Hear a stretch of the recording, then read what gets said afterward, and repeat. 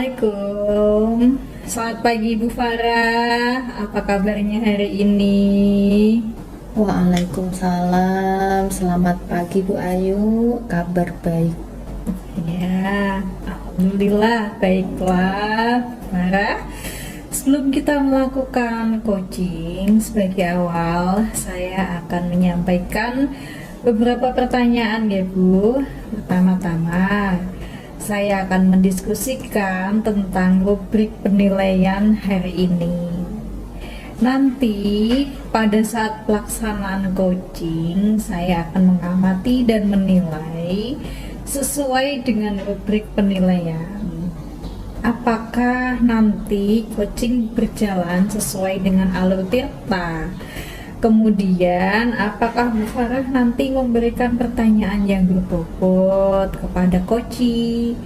Dan juga bagaimana nanti coaching merespon atau menanggapi pertanyaan dari Bu Farah?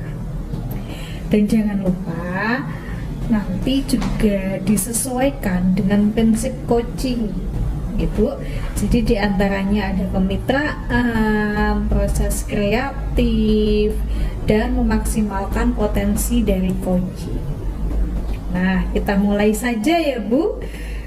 Selanjutnya, kompetensi apa yang Bu Farah kembangkan pada coaching kali ini? Ya Bu Ayu, kompetensi yang ingin saya kembangkan kali ini adalah kehadiran penuh, mendengarkan aktif, dan menanyakan pertanyaan yang berbobot Bu Ayu. Baiklah, jadi kompetensi yang ingin Bu Farah kembangkan yaitu kehadiran penuh, mendengarkan aktif, dan memberikan pertanyaan yang berbobot kepada coach ya. Ya, betul sekali Bu Ayu. Baiklah, kemudian kompetensi mana dari yang sudah Ibu sebutkan tadi yang akan Ibu kembangkan secara spesifik? Ya, saya akan mengembangkan kompetensi mendengarkan aktif Bu Ayu. Baiklah, kemudian untuk indikator ketercapaiannya Bu Farah, yang diinginkan Bu Farah dalam proses coaching kali ini apa Bu? Ya Bu, saya bisa menghantarkan coaching untuk menemukan solusi dari permasalahan yang sedang dihadapi. Gitu. Ya, jadi Bu Farah bisa mengantarkan coaching untuk menemukan solusi dari permasalahan yang sedang dihadapi ya Bu? Ya, betul sekali Bu Ayu. Ya, baiklah Bu Farah. Demikian percakapan kita tentang praobservasi kita kali ini. Sebelum Bu Farah melakukan coaching, mohon nanti Bu Farah bisa mempersiapkan dengan sebaik-baiknya supaya proses coaching nanti bisa berjalan dengan lancar. Terima kasih ya Bu Farah. Selamat melanjutkan aktivitas. Semoga diberikan kelancaran. Assalamualaikum warahmatullahi wabarakatuh. Waalaikumsalam warahmatullahi wabarakatuh. Terima kasih Bu Ayu. Sama-sama Bu Farah. Assalamualaikum. Waalaikumsalam. Boleh saya minta waktunya sebentar Ibu? Boleh. Silakan, boleh duduk Pak. Begini Bu, saya mau menceritakan tentang apa yang saya rasakan akhir-akhir ini Bu di kelas Bu. Oh ya, bagaimana Pak Dul? Kelihatannya kok Bapak kelihatan lesu ya hari ini ya? Nggih Bu Farah, begini Bu, akhir-akhir ini saya merasa murid-murid di kelas saya agak kurang antusias Bu dalam menerima pembelajaran dari saya. Hal ini berakibat pada hasil belajar mereka yang menurun. Tugas-tugas yang saya berikan juga hanya 50% yang mengerjakan sesuai perintah yang saya berikan. Jadi menurut Pak Dul, apa yang diharapkan dari obrolan kita pada pagi hari ini? Saya mengharapkan mendapatkan solusi atas permasalahan murid-murid di kelas saya agak kurang antusias. Oh, ya. Jadi Bapak ingin mendapatkan solusi ya Pak ya, supaya murid-muridnya dapat kembali antusias dalam belajar. Iya Bu. Kalau menurut Pak Dul, dari skala 1 sampai 10 berada di level berapa Pak antusias murid Pak Dul saat ini?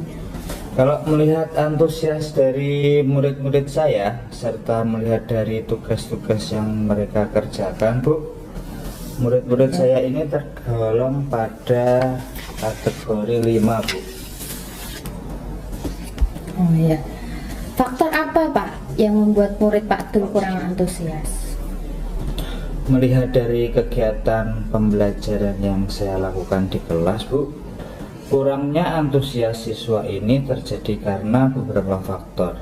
Salah satunya dari cara saya mengajar Bu yang masih monoton, belum sepenuhnya berpusat pada murid.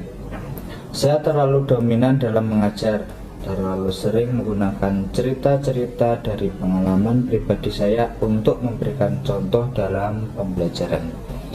Hal ini nampak ketika saya bercerita. Ekspresi wajah mereka yang saya tangkap kelihatan bosan Bu.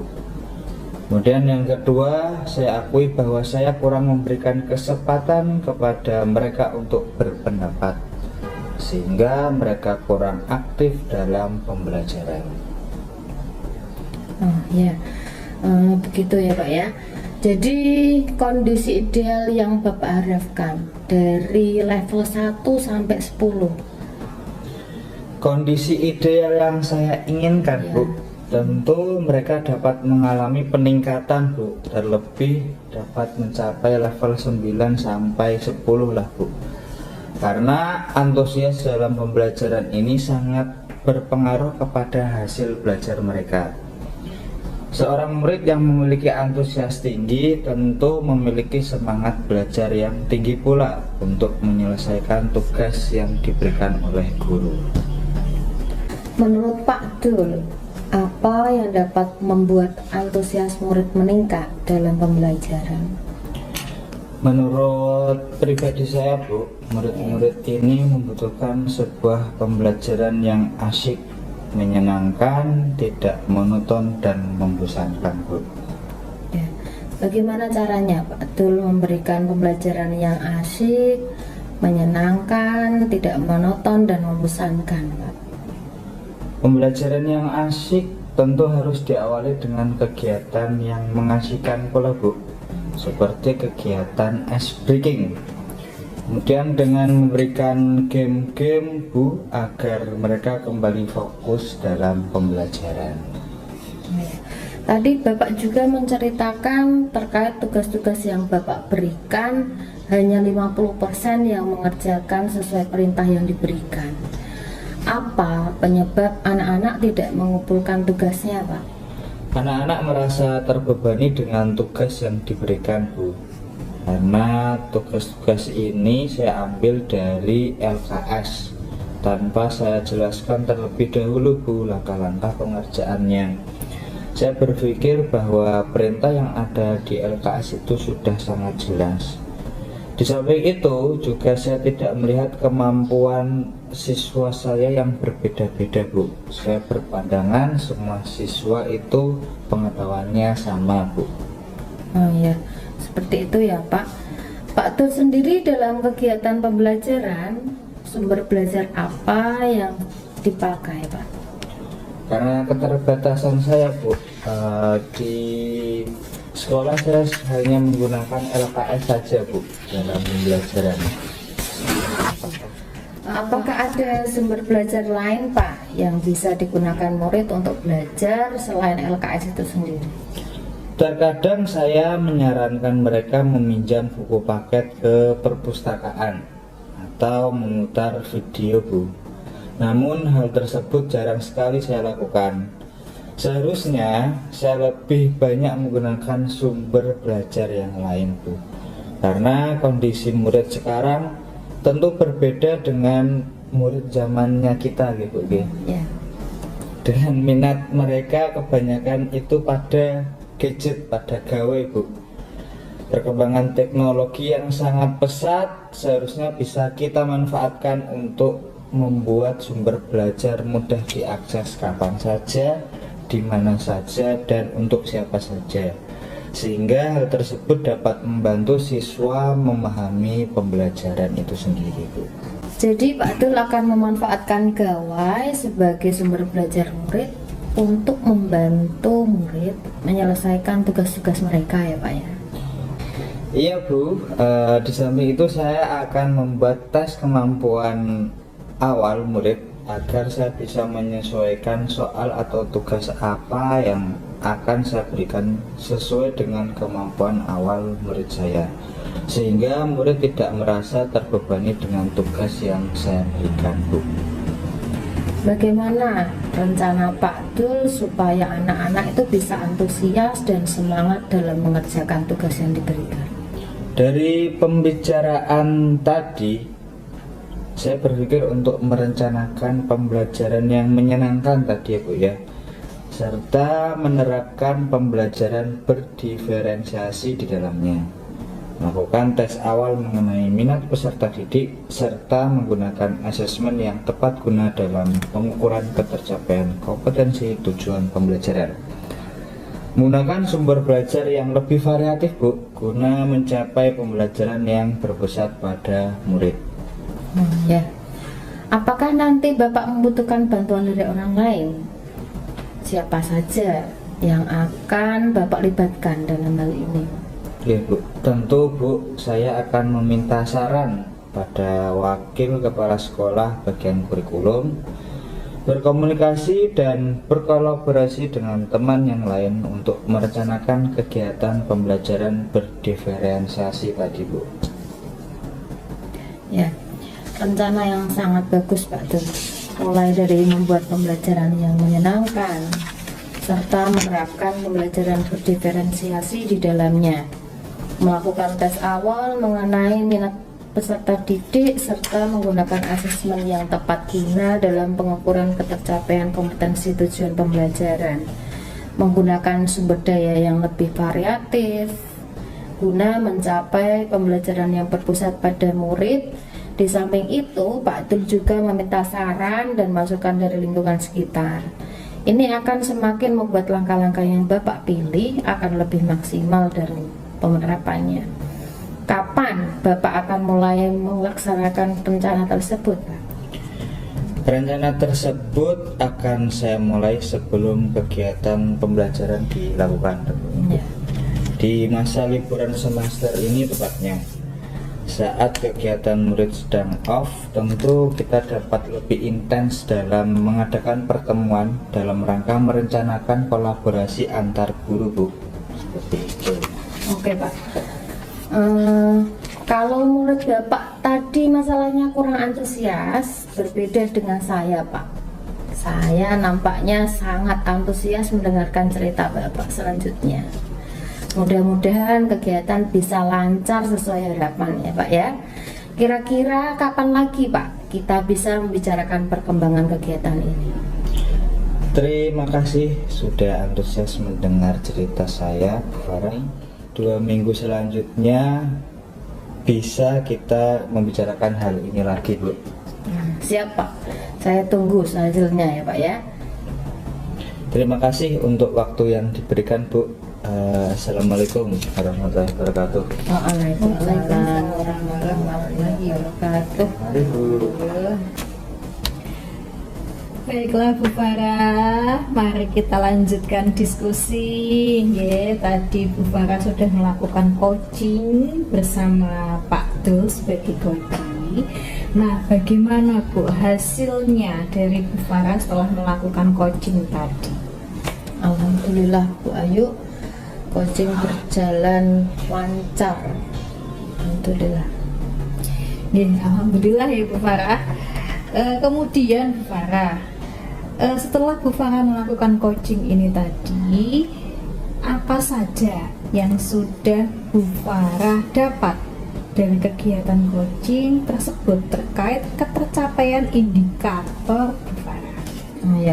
Ya Bu Ayu, tadi saya melakukan kegiatan coaching dan saya juga sudah melaksanakan dengan alur tirta. Kemudian dari kegiatan coaching ini saya juga sudah menggali potensi Koci, dan Koci sendiri yang menemukan solusi dari permasalahan yang dihadapinya. Ya, jadi intinya kegiatan coaching hari ini sukses ya Bu, berjalan dengan lancar. Ya, alhamdulillah berhasil Bu Ayu.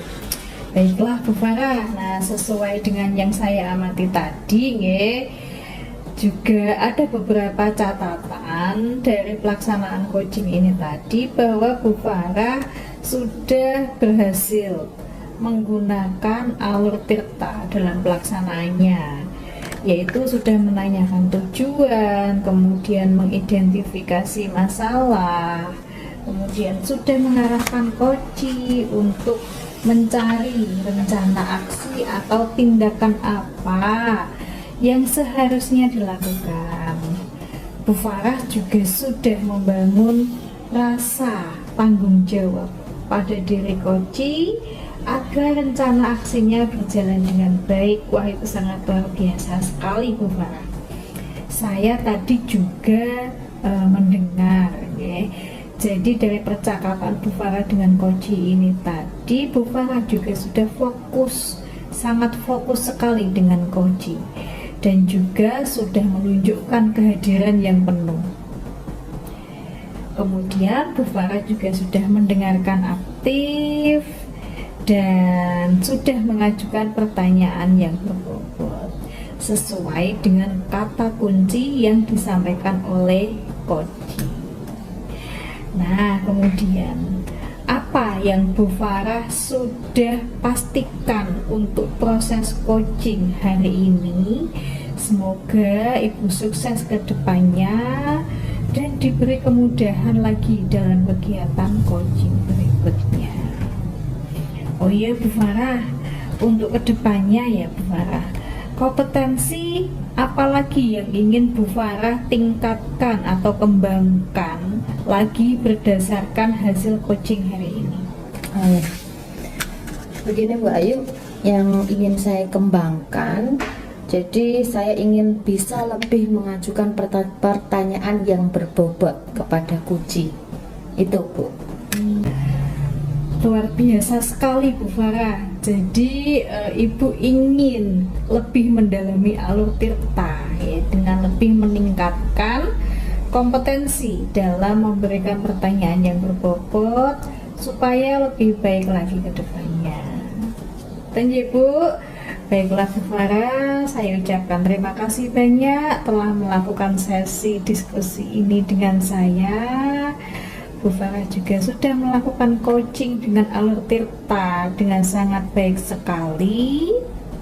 Jadi saya cukupkan diskusi kita pada hari ini. Saya akhiri percakapan ini. Tetap semangat ya Bu Farah. Tetap semangat dalam melakukan aktivitas. Saya cukupkan. Assalamualaikum warahmatullahi wabarakatuh. Waalaikumsalam warahmatullahi wabarakatuh. Sama-sama Bu Ayu, terima kasih.